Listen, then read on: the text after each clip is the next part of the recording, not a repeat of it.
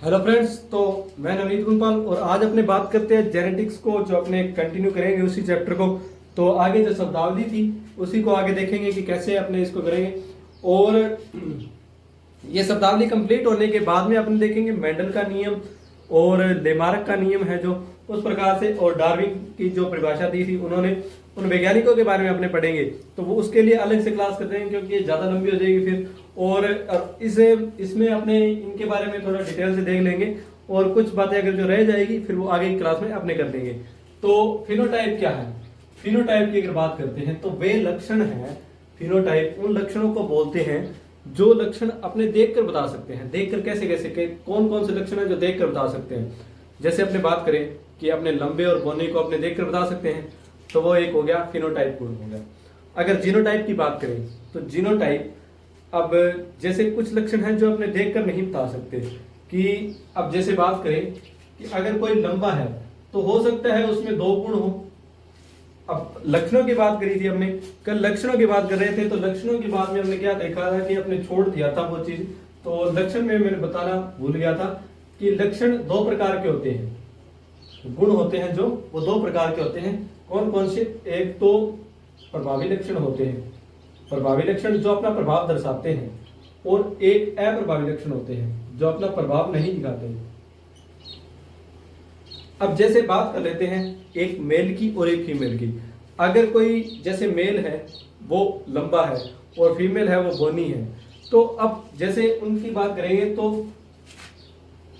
अगर कोई मेल मतलब फीमेल है वो बोनी है तो उसको अपने को किससे डिवाइड करेंगे? स्मॉल टी से। और अगर वो लंबा होगा जो नर है वो उसमें उसको किससे डिफाइन करेंगे? कैपिटल टी से। तो इसमें से जैसे एक गुण इसमें से आएगा, गुण सूत्र तो बराबर ही आते हैं दोनों में से, तो इधर से एक गुण आएगा कैपिटल टी का और एक स्मॉल टी का। तो ये आगे जो संतान बनेगी वो इस प्रकार से बनेगी। तो इसमें क्या है, ये संतान होगी तो लंबी ही, क्योंकि ये लक्षण है वो प्रभावी है। यानी जो मेल का जो लक्षण है वो प्रभावी है। क्यों प्रभावी है? क्योंकि वो लंबे का गुण दर्शा रहा है, तो यानी वो प्रभावी लक्षण दर्शा रहा है। तो प्रभावी लक्षण दर्शाएगा तो वो अपने आप लंबा ही होगा, संतान होगी वो भी उसकी लंबी होगी।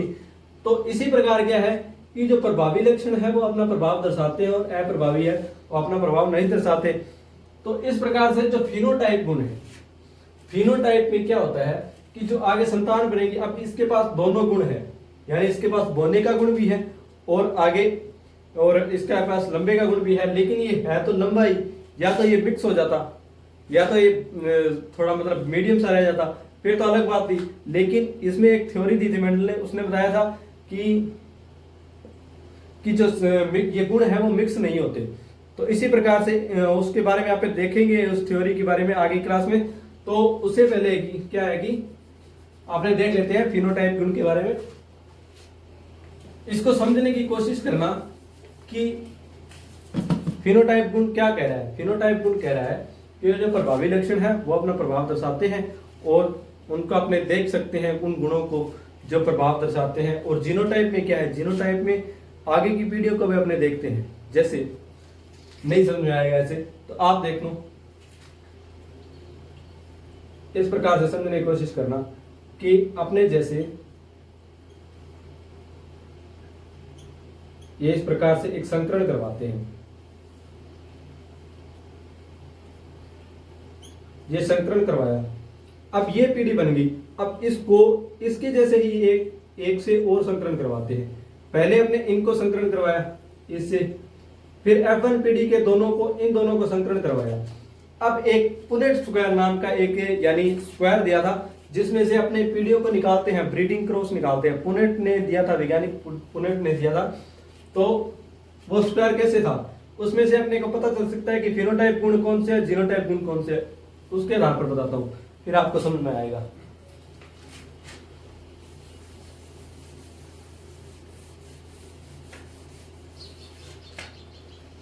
तो अपने पीढ़ी बनाई थी जो अपन पीढ़ी, वो इस प्रकार से थी, यानी इनके बीच में अपने संकरण करवा के देख रहे थे। तो जैसे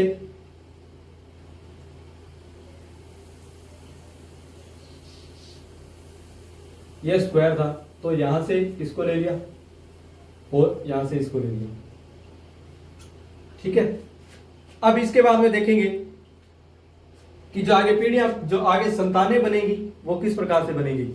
तो इस कैपिटल टी से कैपिटल टी, और इससे ये इसके साथ क्रॉस करवा दिया, फिर जैसे और ये ऐसे।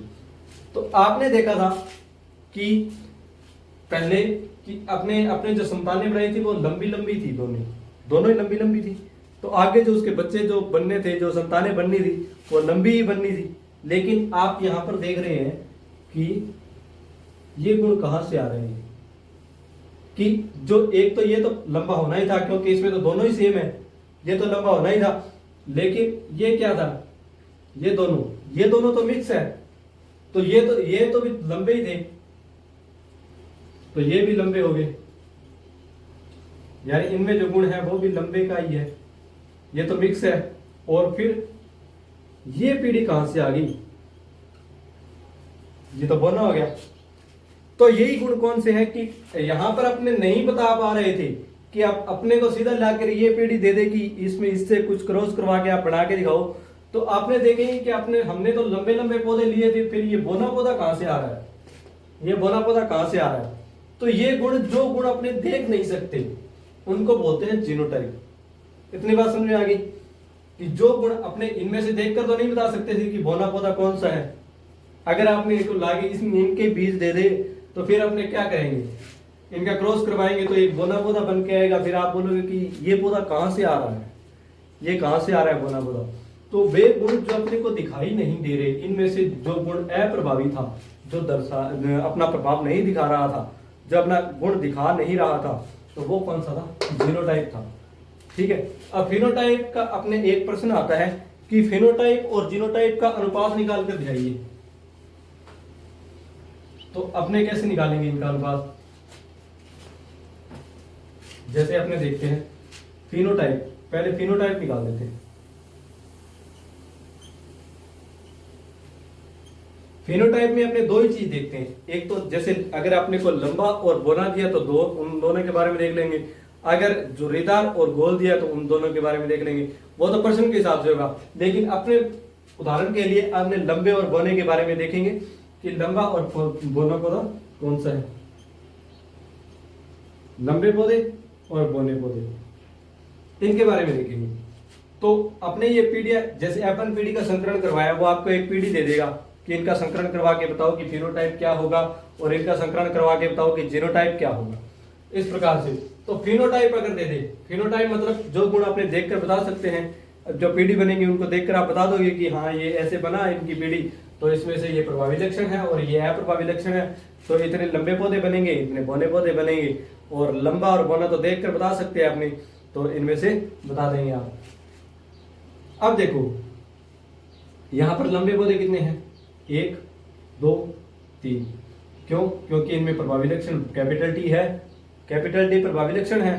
तो अपने 3 और यहां पर अनुपात और यहां पर अनुपात और 1 बोना पौधा बन गया। ये तो हो गया फिनोटाइप गुण, आपने देखकर बता दिया कि ये लंबा पौधा है, ये बोना पौधा है। फिर आता है जीनोटाइप। जीनोटाइप में इनके जीन देखे जाते हैं कि आगे ये संकरण करेगा तो आगे क्या बनेगी पीढ़ियां, उनके बारे में देखा जाता है। तो इनमें देखेंगे, इनमें अनुपात दो चीजों का नहीं होता, इनमें मिक्स का भी एक अनुपात बताया जाता है। कैसे, एक तो शुद्ध है यानी शुद्ध लंबा, और अशुद्ध लंबा पौधा, और बोना, इस प्रकार से एक हो गया बोना। तो इनके बारे में अनुपात देखेंगे। तो कैसे, शुद्ध लंबे कितने हैं अपने पास, 1, तो आपने लिख दिया 1 शुद्ध लंबा। फिर आ गया 2 अशुद्ध लंबे पौधे हैं, तो 2 अशुद्ध आ गए। फिर आ गया 1 बोना पौधा, तो फिर अपनी 1 इस प्रकार से लिख देंगे। तो ये इतनी सी बात थी कि इनमें से जो अशुद्ध है वो जीनोटाइप में आएंगे, क्योंकि उनको आप देखकर नहीं बता सकते कि आप ये जीनोटाइप है या फेनोटाइप, जीनोटाइप कौन सा है, क्योंकि ये अशुद्ध है, आप देखकर तो नहीं बता सकते। कि अगर आपको कोई लंबा पौधा बता दे दिया जाए और आपको बोले कि ये इनको देखकर बताओ कि ये अशुद्ध है या शुद्ध है, तो आप देखकर नहीं बता सकते, तो वो उसका कौन सा गुण हो गया? जीनोटाइप। तो इतनी देर से मैं आपको यही समझाने की कोशिश कर रहा था। अब मेरे को लगता है आपको समझ आ गया होगा। तो आगे देखते हैं क्या है।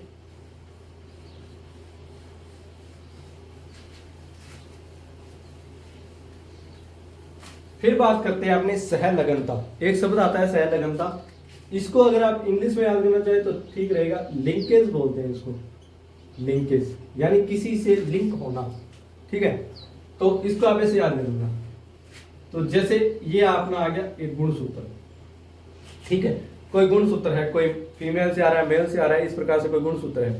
तो इस पर क्या होते हैं? जीन बैठे होते हैं, यानी जीन इन पर बैठकर आगे की पीढ़ी के अंदर जाते हैं। जो अपने कल डिस्कस किया था, उसे बताया था कि जो जीन है वो गुणसूत्र पर बैठकर आगे की ओर, आगे की पीढ़ी के अंदर जाते हैं। अब क्या है कि कुछ जीन ऐसे हैं जो साथ साथ में गति करते हैं, साथ में ही बैठे रहते हैं। अब होना क्या था? नियम के मुताबिक इनको अलग अलग रहना था। नियम के मुताबिक, यानी जिस प्रकार से थ्योरी थी मेंडल की, उसके बारे में अपने डिस्कस करेंगे आगे। उसके अनुसार इन दोनों को आगे की पीढ़ी के अंदर अलग अलग जाना था। बट ये क्या है कि साथ में रह रहे हैं, ये आगे की पीढ़ी में साथ में जा रहे हैं, यानी ऐसे जीन है जो आगे की पीढ़ी में साथ में जा रहे हैं। यानी तो लिंकेज का मतलब यही है कि कुछ जीन है जो आगे की पीढ़ी में गुणसूत्र पर बैठकर साथ साथ में जाते हैं, यानी एक साथ लिंक रहते हैं। तो यही बात थी, तो इसी को बोलते हैं लिंकेज। फिर आता है दैहिक गुणसूत्र। क्या है दैहिक गुणसूत्र?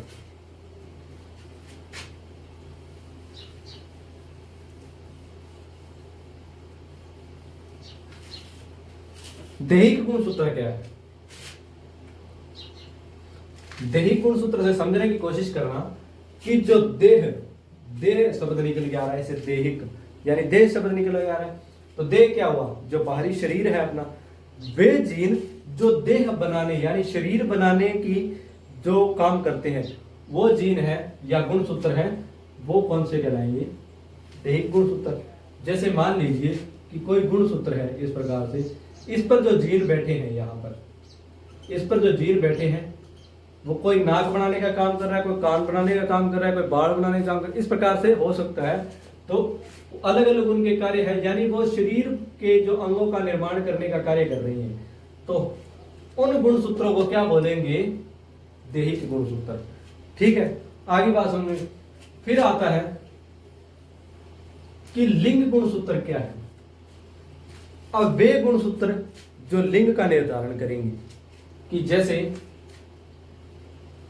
पुरुष, या तो वो लिंग पुरुष हो सकता है या वो लिंग स्त्री हो सकता है, यानी आगे जो संतान बनेगी वो क्या होगा? पुरुष होगा या स्त्री होगा। तो इस प्रकार से जो लिंग का निर्धारण करेंगी वो क्या होंगे? लिंग के गुणसूत्र होंगे। समलिंगी गुणसूत्र।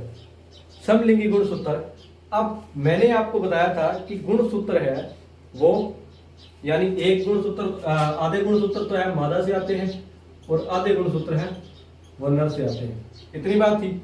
तो इसमें से यहां से कुछ गुणसूत्र आए, जैसे XX और इधर से XY।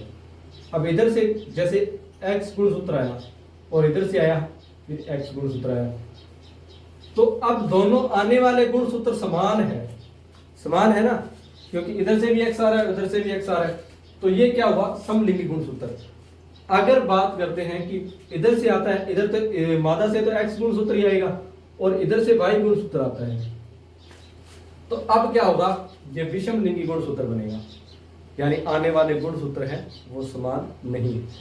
अगर समान होंगे तो समलिंगी गुणसूत्र, अगर समान नहीं होंगे तो विषम लिंगी गुणसूत्र। फिर आता है लिंग निर्धारण। लिंग निर्धारण आप सभी को पता ही है। लिंग निर्धारण क्या, मैं बताऊंगा तो आपको समझ आ जाएगा, वैसे आपको पता भी है। लिंग निर्धारण क्या, कि वे गुण, जैसे लिंग, वे गुणसूत्र है वो लिंग का निर्धारण करेंगे। ठीक है, अब लिंग का निर्धारण कैसे होता है? जैसे मैंने अभी बताया था कि एक मादा होता है और एक नर होता है। तो मादा में XX गुणसूत्र पाया जाता है और नर के अंदर एक्स और वाई गुणसूत्र पाया जाता है। इतनी बात थी। अब लिंग निर्धारण कैसे होता है? अगर इधर से तो एक्स गुणसूत्र आएगा, अगर इधर से वाई गुणसूत्र आता है तो क्या बनेगा? X Y. और एक्स वाई आप देख लो यहां कहां पर है, एक्स वाई ये है, तो एक्स वाई क्या बनेगा? नर बनेगा। अगर इधर से वाई इधर एक्स गुणसूत्र आता है यहां पर, तो क्या बनेगा? वो मादा बनेगी। तो ये था लिंग निर्धारण, यानी लिंग का निर्धारण कैसे होता है, यानी नर बनेगा या मादा बनेगी। इसी बात में अपने ये चैप्टर कंप्लीट हो चुका है। बस 3 अपने यानी जो वैज्ञानिक है उनकी थ्योरी रह गई है, वो थ्योरी के बारे में पढ़ेंगे आगे क्लास में। आसान से ही है, वो कुछ नहीं है, उसमें थोड़ा बस बताया गया, वैज्ञानिकों ने अपनी थ्योरी दी थी, उसके बारे में अपने देखेंगे, ठीक है। और ये अपने कंप्लीट हो गया, इसमें कुछ समझ ना आए तो आप मेरे को बता देना, तो आगे अपने दोबारा डिस्कस कर लेंगे। तो आज के लिए धन्यवाद, आगे की क्लास में देखेंगे।